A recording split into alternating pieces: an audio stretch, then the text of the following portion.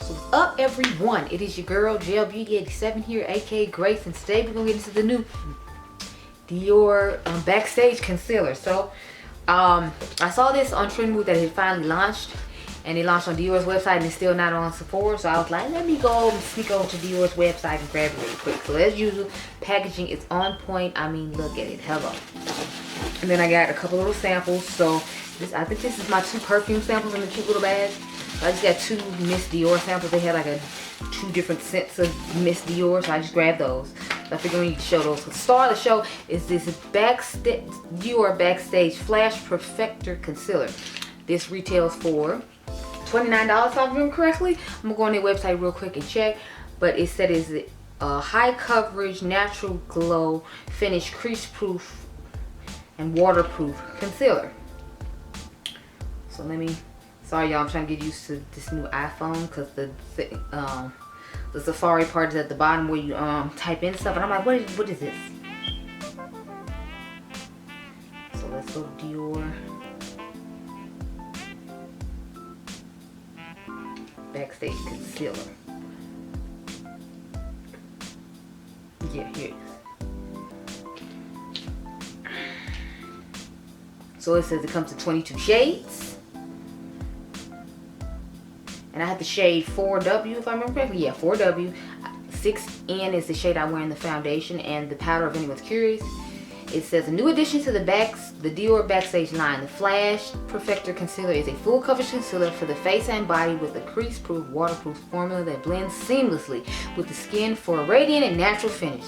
Enriched with caffeine, it provides an immediate, fresh, revitalizing effect to the under eye area. Each shade of the Flash Perfecting Concealer matches seamlessly with the shades and undertones of the Dior Backstage Face and Body Foundation, working with different skin tones to correct, even out, sculpt, and brighten in a single step. So it has an interesting looking applicator from what I saw.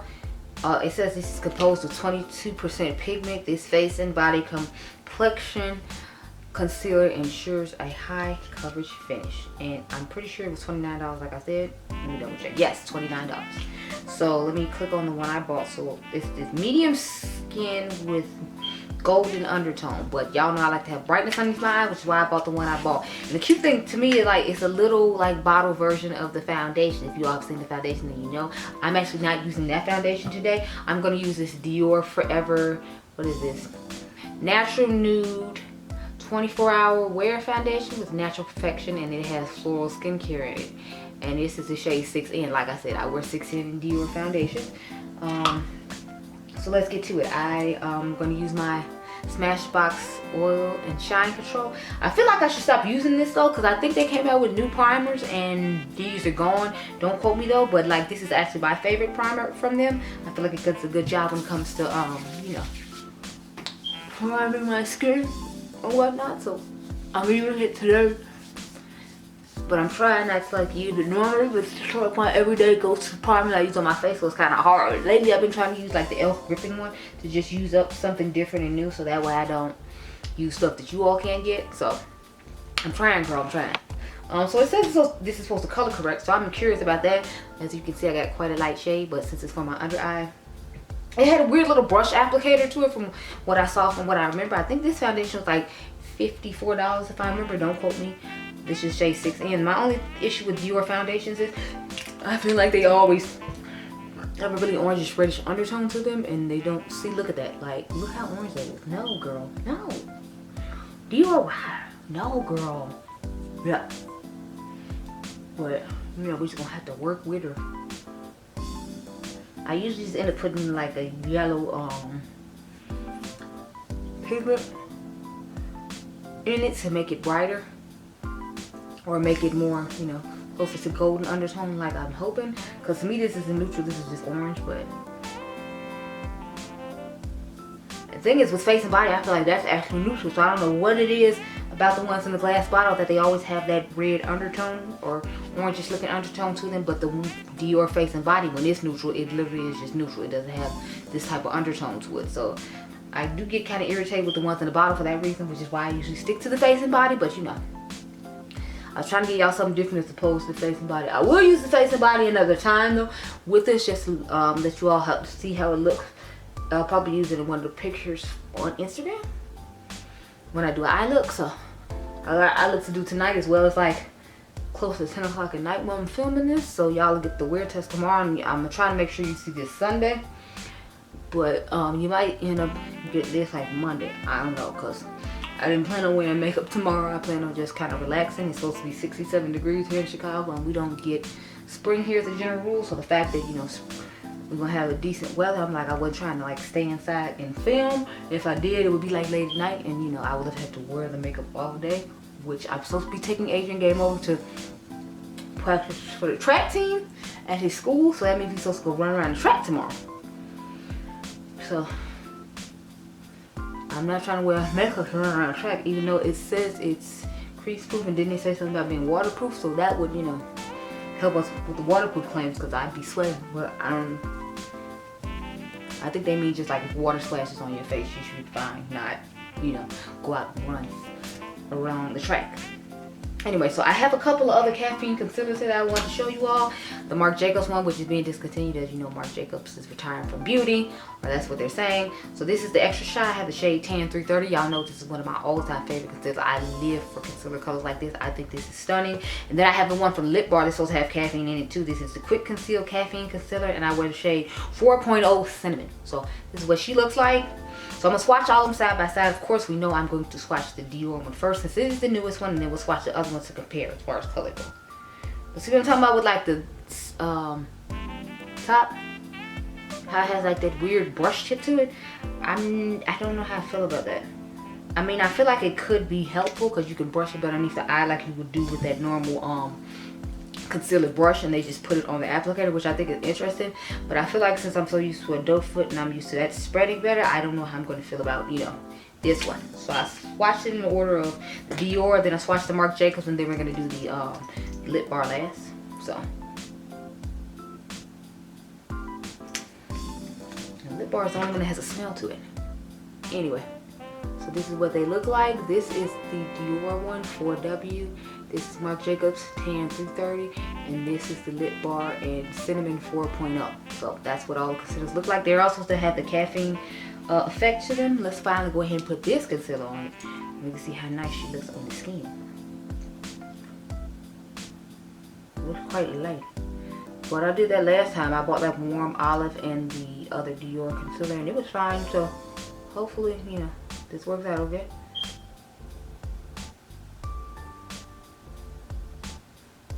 I am finding like, I feel like when you brush it across, initially it was taking away coverage, if y'all saw when I was like brushing it at first. But I guess if you just keep working, then the coverage will stay after a while, because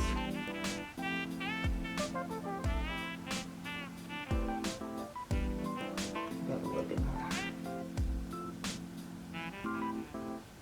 You see what I'm saying? Like I feel like it's streaking when I brush it across.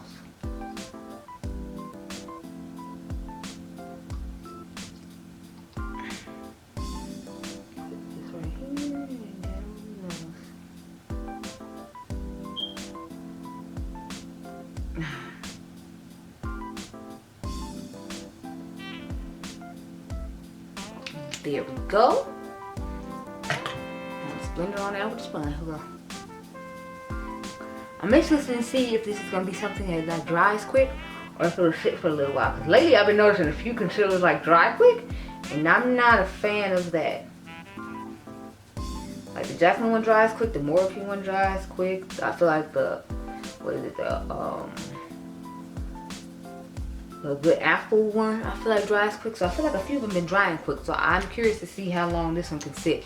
Now I'm not gonna let it sit that long like I normally would, because I did not wash my brushes when I left last time. So I don't have, you know, like bronzer brushes to put cream bronzer on with. So for this go around, we will actually not be putting on cream bronzer.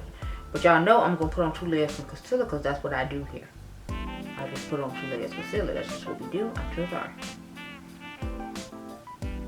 I feel like it's drying somewhat quickly, so I don't know how to feel about that.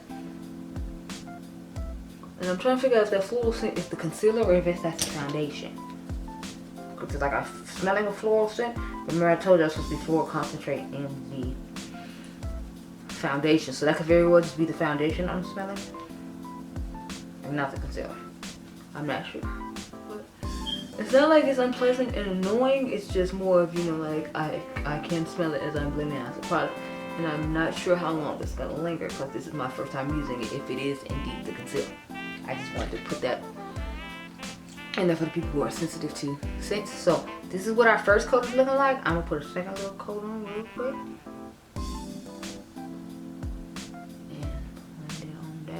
Bit because y'all know I like to have my bright little highlight on my cheeks here, so we're gonna do that real quick. Only thing is, like I said, I feel like it's streaky when you put it on. As you can see, like it's leaving like the lines and all that, and I'm like, I don't, you know how like that. That's what we looking like.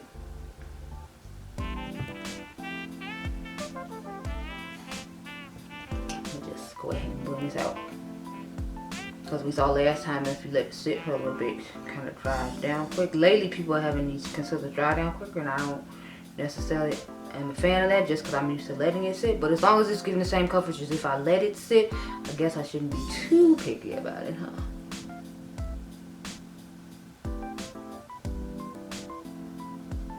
So yeah, see, I feel like it's already doing that dry down effect from when you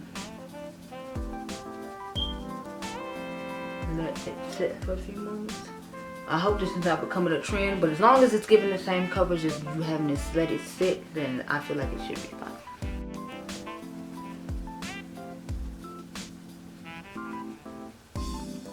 I don't know how I feel about this color underneath my eyes necessarily, just because I'm like, I feel like it's a little light, but I mean, it's helping brighten up beneath the under eye like I like it to.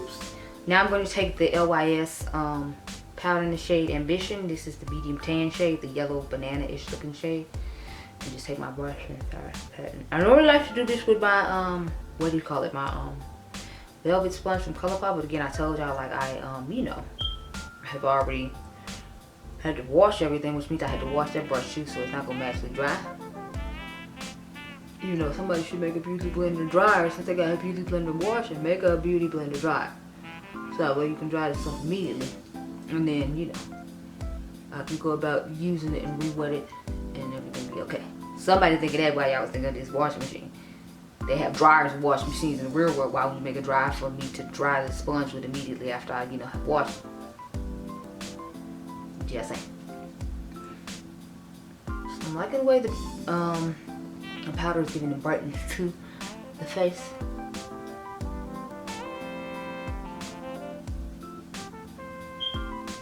I'm here for it. So this is what we're looking like with having set underneath the eyes and all the places that we highlighted on the face. This is what we're looking like. Nice, nice, very nice. I'm going to go off camera, finish the rest of my face, and then I'm checking with y'all later on tonight. I ain't even gonna tell a lie on you and say I'll try checking with you later. I'll be lying. Girl, we're not gonna do that. So I'll check in with you later on tonight, okay? Okay. So I've returned after many hours where, as usual, this is what my face looks like. After we go on the Dior concealer. Now mind you, I've been testing this for days so I could give you more of a review as opposed to a first impressions like I normally do. So I actually filmed the first part you all saw on Friday, and this is like Wednesday of the next week of me wrapping it up. So it's Wednesday morning, I just got off work Tuesday, but the way traffic is set up in Chicago, because they're doing construction on the way, I have to go home, and this is the late day that Adrian starts school, so I knew I'd have more time to get a little bit more sleep in. So I was like, we're gonna wrap it up today instead of tomorrow like I planned. Anyway, let me look at my face, because as usual, we know I did not look at it. I literally went in the mirror to put on this lipstick so I didn't look crazy when I came on camera. So let's see how she's looking.